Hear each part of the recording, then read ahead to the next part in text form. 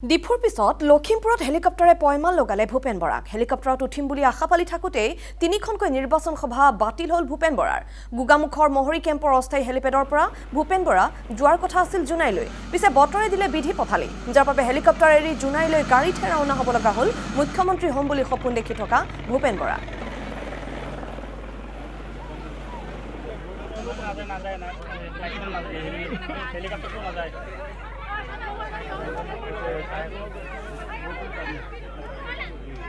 sir না যাই বলে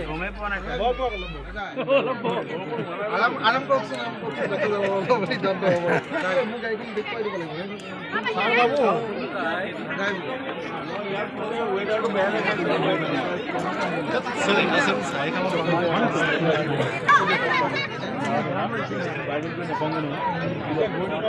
না যায় না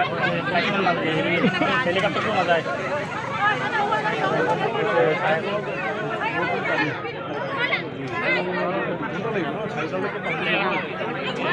হাতে দি নিছবি না মানুহ কেইটা আহিব শুব নালাগে পিছুৱাই দে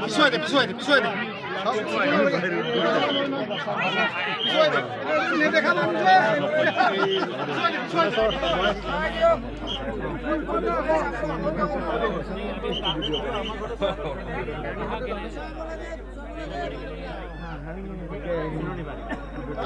স্যাৰ না যাই বলে